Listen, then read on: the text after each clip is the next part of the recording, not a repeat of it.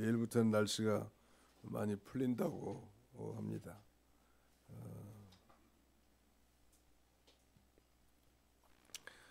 오늘 이 이사야 8장 1절로 10절까지 본문으로 천천히 흐르는 실로와 물, 이런 제목으로 하나님 말씀을 선포하고 함께 은혜를 나누고자 합니다. 원래 주일날 오후에 이사야 공과 순서에 따라서 해왔는데 우리가 오후 예배를 드리지 않고 또 저녁 예배를 드리고 또 5월 말까지는 저녁 예배 특별 강사 목사님을 초청해서 이렇게 듣습니다. 다음 주는 우리 교회 부교역자였던 한영광 목사님이, 그 다음에 마지막 30일 날은 산정교회 송기진 목사님, 또 4월 첫 주는 또 우리 교회 부교역자였던 그 고재승 목사님, 전 정읍에서 오후 예배 끝나고 불인학교 올라와야 아마 당도할 것 같습니다. 그래서 아무튼 은혜를 나누고 기도를 부탁하고, 어떻게든지 이 성전이 사람의 힘이 아니라 하나님의 능력으로 또 우리 성도들의 합심된 기도로 하나님이 하시는구나, 하나님의 일은, 이걸 깨닫고 하나님께만 영광이 돌아갈 수 있도록 하려고 예를 쓰고 있고, 또 우리 구역들은 한 주간씩 이렇게 돌아가면서 간절히 구역별 자율 기도를 실시하고 있는데 적극적으로 참여해 주시면 좋을 것 같습니다. 자, 오늘 제목을 한번 따라서 해볼까요? 천천히 흐르는 실로와 물. 천천히 흐르는 무슨 물이에요? 실로와 하니까 뭐가 생각나요? 실로암이 생각나죠. 같은 말입니다. 천천히 흐르는 실로와 물, the waters of Siloa that flow softly, 부드럽게 흐르는 실로아의 물. 이사야 7장 13절에는 스알야숲이라는 그 이름이 나옵니다. 이사야 선지자의 첫째 아들이고요. 그 다음에 우리가 잘 아는 이사야 7장 14절에는 임마누엘이라는 말이 나오죠. 우리가 잘 아는 예수 그리스도의 동정녀 탄생, 하나님이 우리와 함께 계시다, 그런 뜻이고, 스알야숲은 남은 자가 돌아오리라, 그런 말인데요. 아무튼 그 1차 2차 징조에도 확신을 얻지 못한 이 신앙이 안 좋은 불신앙적인 인물, 이 아하스 왕에게 마지막으로 이제 마헬 살랄 하스바스의 징조가 주어집니다. 뭐 발음하기도 좀 어렵지만 그 뜻은 노략이 속함, 노략이 빨리 임함, 그런 뜻이에요. 노략이란 게 뭐죠? 탈취해가는 거죠. 그 얘기는 하나님의 심판을 받아 망할 날이 속히 임한다, 그런 뜻 아니겠습니까? 자, 한번 따라서 해봅시다. 마헬 살랄 하스바스. 노략이 속히 임함, 그런 뜻인데요. 그러니까 1차 2차 이런 그 징조에도 확신을 얻지 못하니 믿음이 없는 이 아하스 왕에게 마지막으로 이제 세 번째 마헬 살라 하스바스의 징조가 주어지는데, 우리가 여기서 기억할 건, 우리 하나님께서는 강팍한 죄인을 사랑하실 때 끝까지 인내하시고 오래 참으시면서 애쓰시는 그 주님의 사랑을 느낄 수 있습니다. 하나님이 자기 백성들이 한번 잘못한다고 내처벌했다면 아마 여기 앉아 계실 분은 아무도 없을 거예요. 저를 포함해서요. 하나님이 오래 참으세요. 마치 그 부모님이 못된 자녀들이라도 끝까지 참고 나가는 것처럼, 그러므로 오늘 우리가 살아가는 것은 다 하나님의 자비고 긍휼이라는 것을 우리가 잊지 않아야 합니다.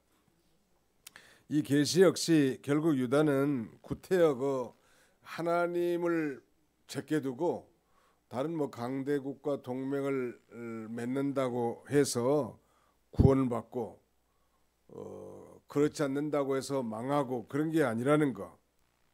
그들이 북왕국 이스라엘과 아람, 즉 북부 동맹군이 쳐들어왔을 때 왕으로부터 시작해서 온 백성들이 아주 그 국민적 공포감이 사로잡혀 왔습니다. 한번 생각해 보세요. 중국과 북한 연합해 가지고 남한을 쳐들어왔다. 아마 그 공포심은 이루 말할 수 없을 것 같습니다. 마치 그런 건데, 그런데 그때 이사야 선지자가 아하스 왕에 찾아와 가지고 이 민족은 하나님이 함께 하시기 때문에 겁내지 마라, 두려워하지 말고 믿기만 하라고. 그러면 뭐만 하면 되죠? 아하스 왕은 아멘 하면 되는 거예요. 한번 해봅시다. 아멘. 아멘 하면 역사가 나타나는 거예요.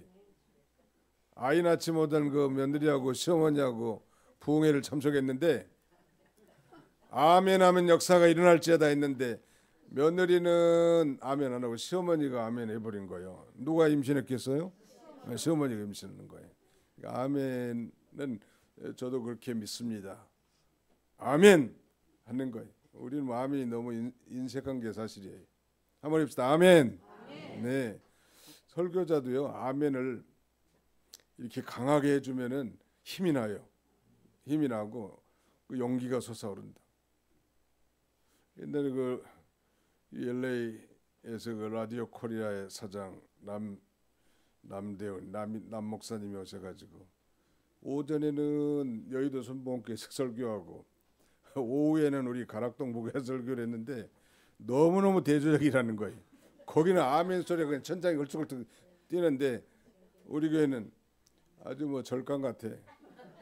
그러니까 설교자가 힘이 안 나는 거예요. 물론 우리가 인본주의적 아멘을 뭐 강요하는 것은 아니지만 정작 중요한 건 마음으로 아멘하는 게 더 중요하지만 그렇게 아멘하는 건 참 좋을 것 같습니다.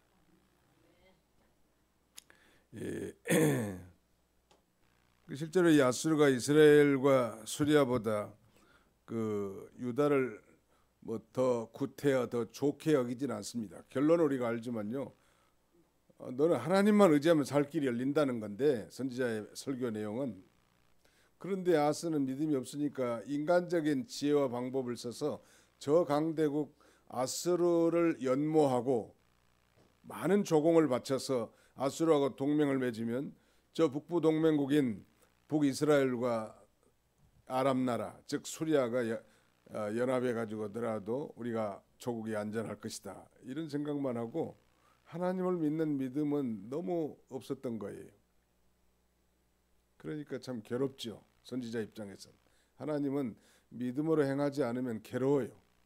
믿음을 쓰면 되는데 안 쓰는 거예요. 괴로워. 믿음으로 하는 건 하나님이 다 기뻐하시죠. 믿음이 없이는 기쁘시게 못하나니 하나님께 나아가 앉아는 그가 계신 것과 자기를 찾는 자들에게 무엇 주심을 믿을지니라. 상 주신다는 말.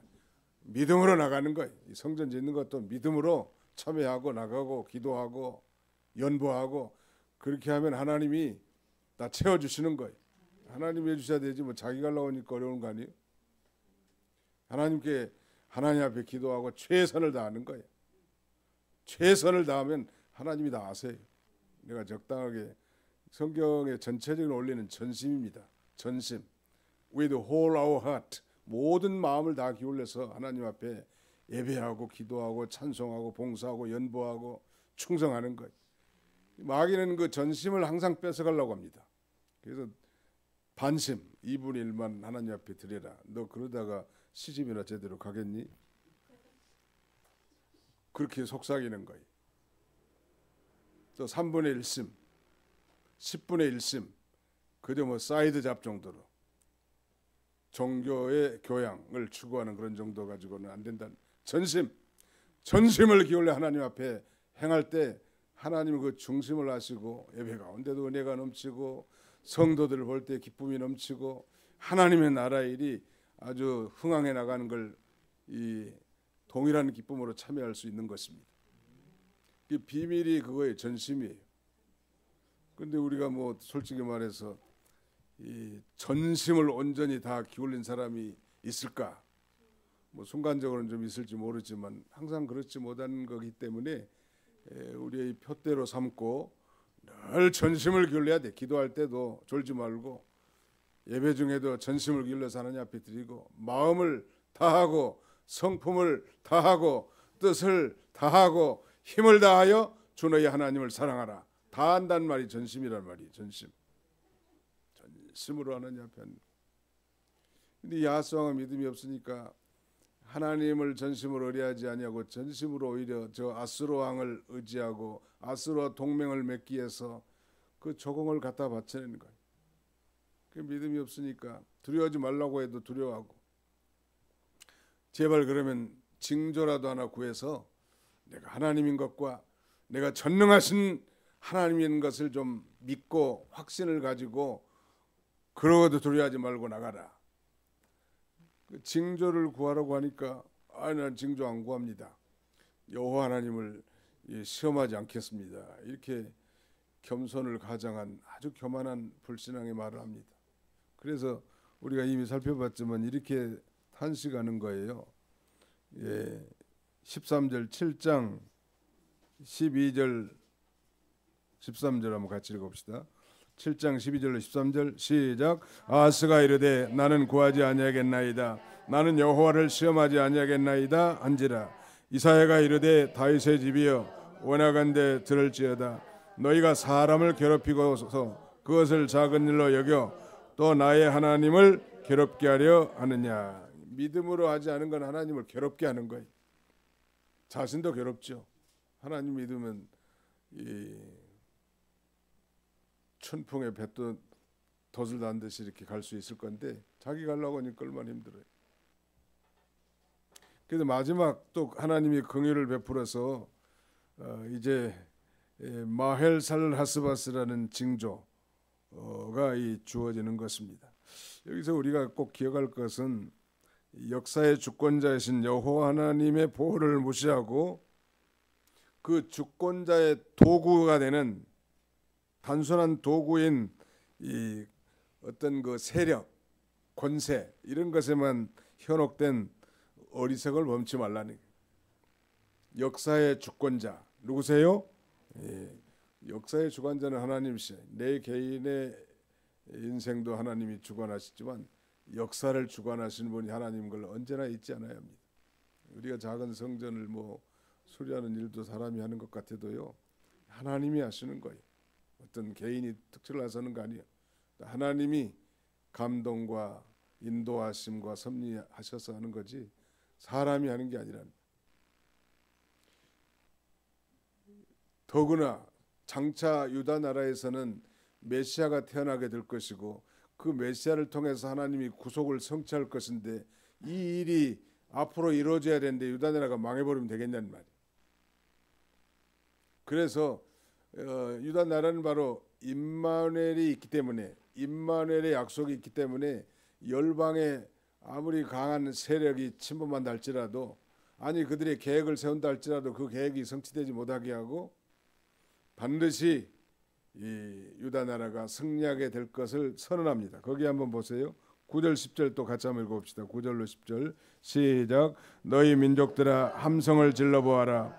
그러나 끝내 패망하리라. 너희 먼 나라 백성들아 들을지니라.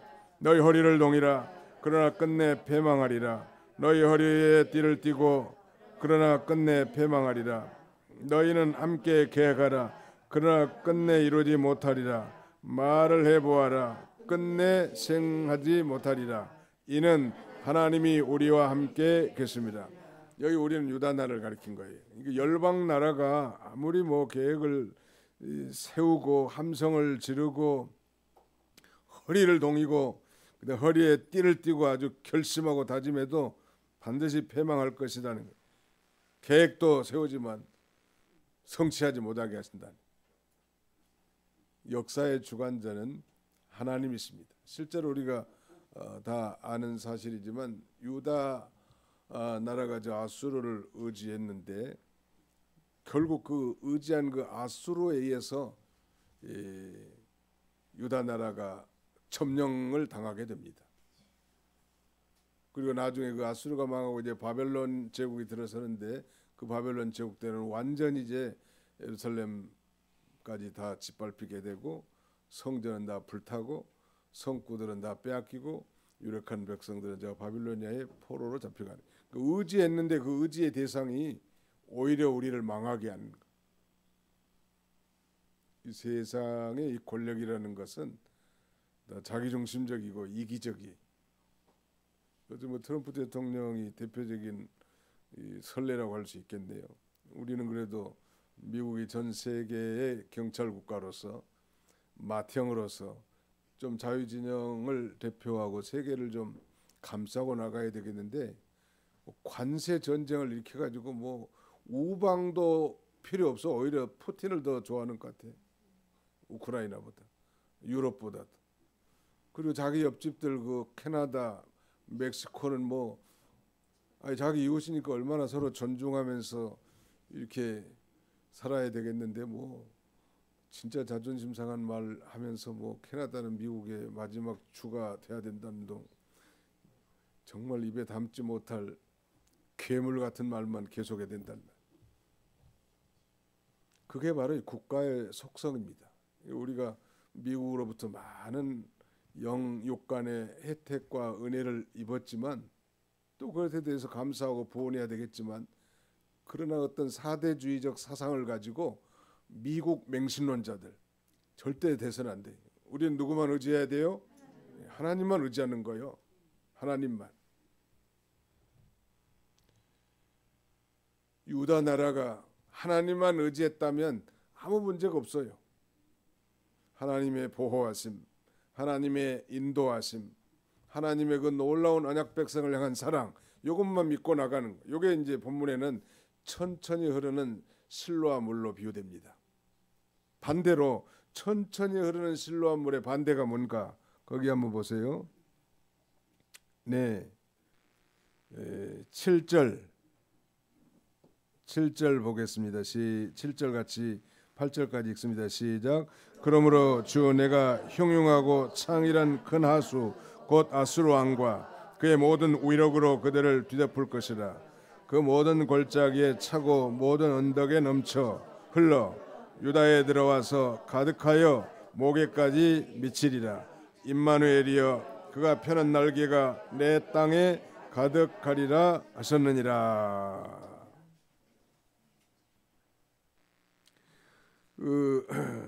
하나님의 보호하심, 하나님의 인도하심, 하나님의 사랑이 마치 천천히 흐르는 실로와 물과 같이 생명의 역사가 있게 하는 것인데 반해서 애굽을 의지하는 건 그건 마치 뭐 이 어떤 물이냐면 흉흉하고 창이란 큰 하수와 같아서 그 세력이 곧 아수르 왕과 그의 모든 유력인데 유다 나라를 다 덮고 골짜기에 차고 모든 언덕에 넘쳐 흘러 대홍수가 나서 마치 유다를 아주 가득 채워 목에까지 미치게 하는 것만큼 자기에게 오히려 생명을 줄 것 같고 도움을 줄 것 같고 그것이 오히려 자기에게 손해가 되고 망하게 하는 것이 된다. 그걸 지금 말하는 거예요.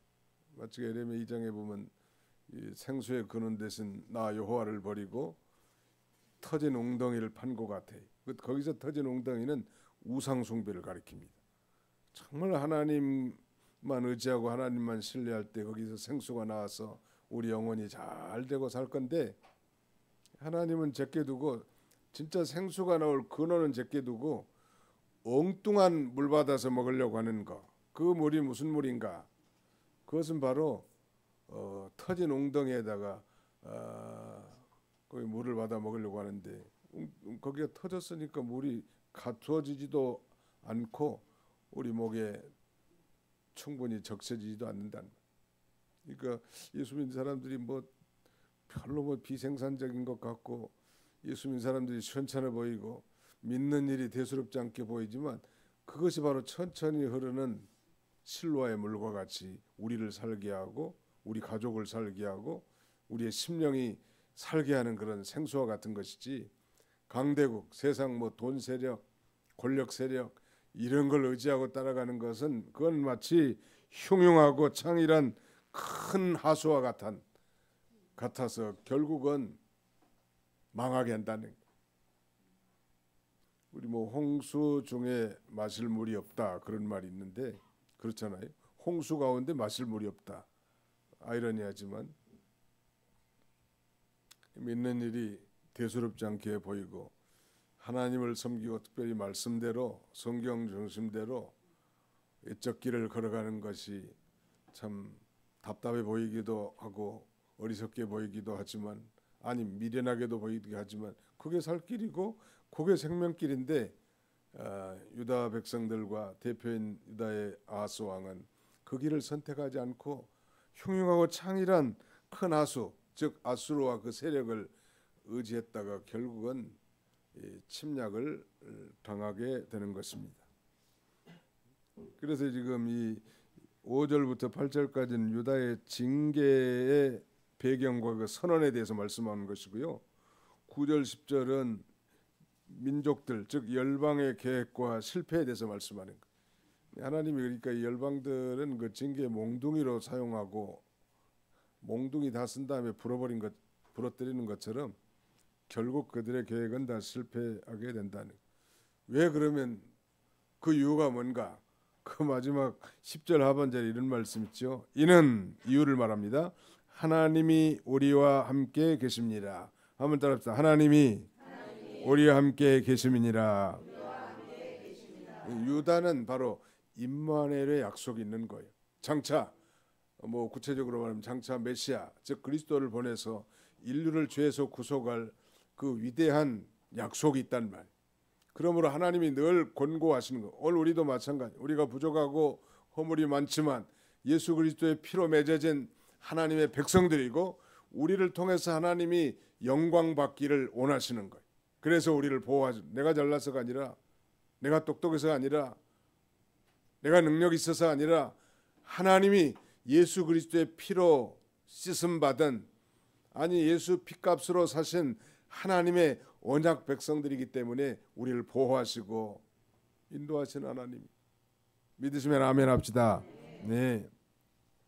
그래서 나는 그 언약 계약이라는 말을 참 좋아합니다. 우리 교단을 계약신학 측이라고 하는데 계약신학 약칭해서 계신이 귀신이 아니고 계신. 계약신학의 준말이고 계약이라는 말은 요새는 다 언약이라는 말을 쓰잖아요. 언약. 우리는 언약 백성들이 한번 더 합시다. 우리는 예수 그리스도 안에서 그의 피로 맺어진 하나님의 언약 백성들입니다. 근데 그 언약은 변해요 안 변해요? 전혀 변하지 않아. 한번 사람들은 약속했다가도 뭐 이혼도 하고 뭐 그다음에는 사람들은 약속했다가 약속을 어기기도 하고 자기 형편에 따라서 그렇지만 하나님은 그 언약에 신실하신 하나님이에요. 방금 제 치매 탄환이 우리 장로님 이마에 정통으로 꽂혔네 지금. 죄송합니다. 예. 전에 어떤 목사님이 설교하는데 앞에 있는 예쁜 처녀가 이따가 목사님의 침 세례를 계속 받다가 둘이 사랑해서 결혼했다는 얘기가 있어요. 침이 좋은 거예요. 그래서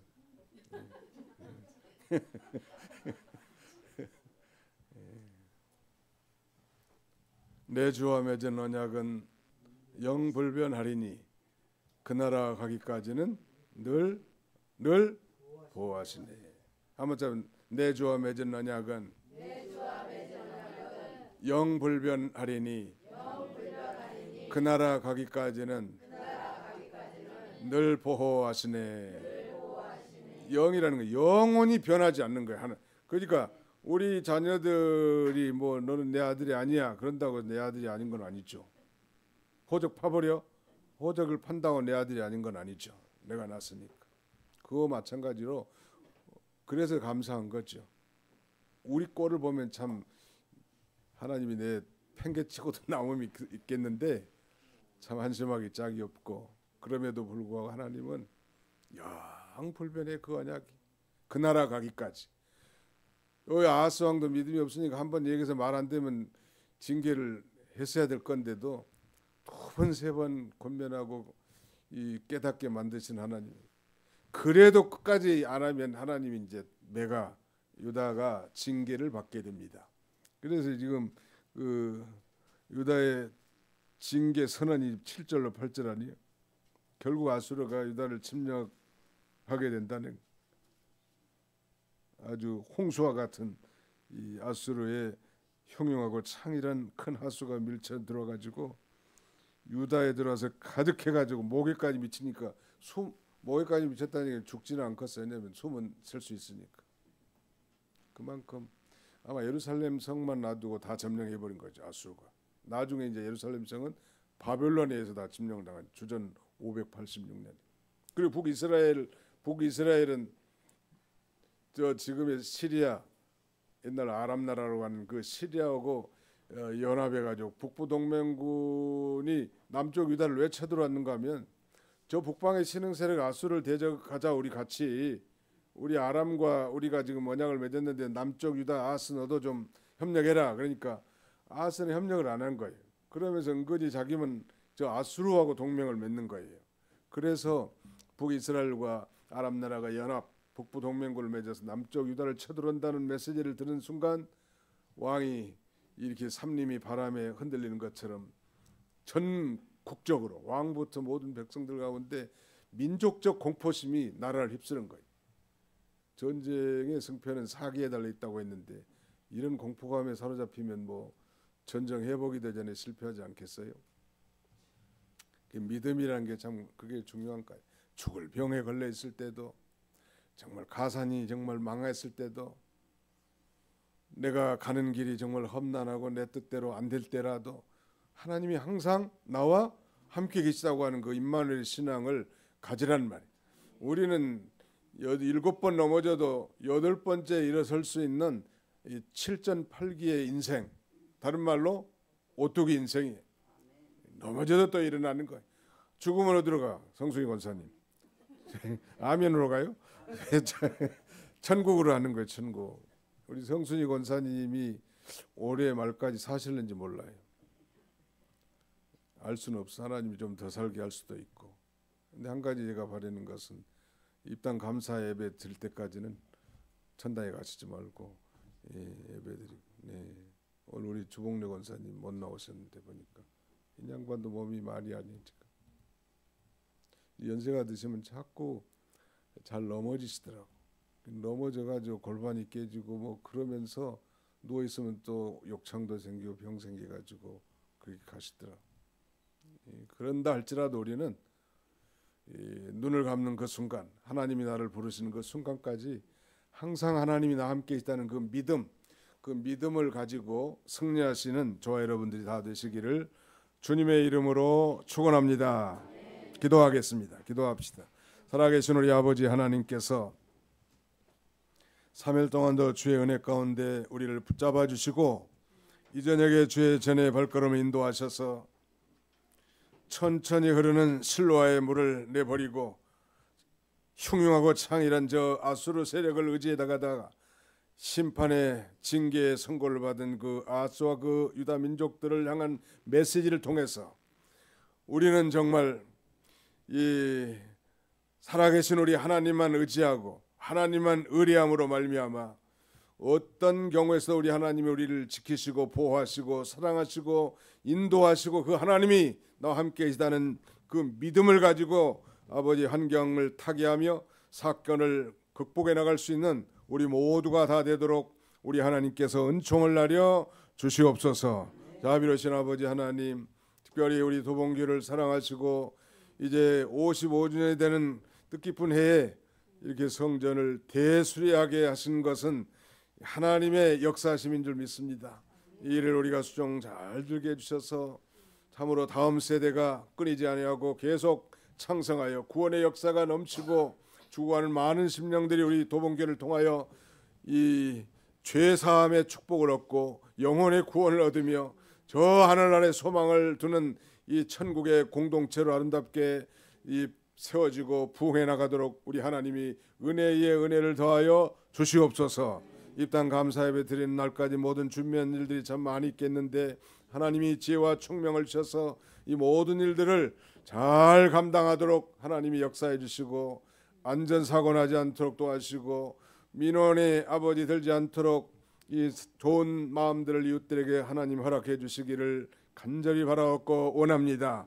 아비로신 하나님이 공사가 하나님 은혜 가운데 잘 진행되고 마쳐지도록 특별히 세우신 우리 총감독되는 우리 이 조진호 집사님을 능력의 장중에 붙잡아 주시고 지혜와 총명과 또 재능을 하나님이 더하셔서 우리가 기대했던 것보다 더 아름답게 성전들을 잘 단단하고 따뜻하고 아름답게 세울 수 있도록 하나님이 붙잡아 주시고 힘과 능력을 더하여 주시옵소서.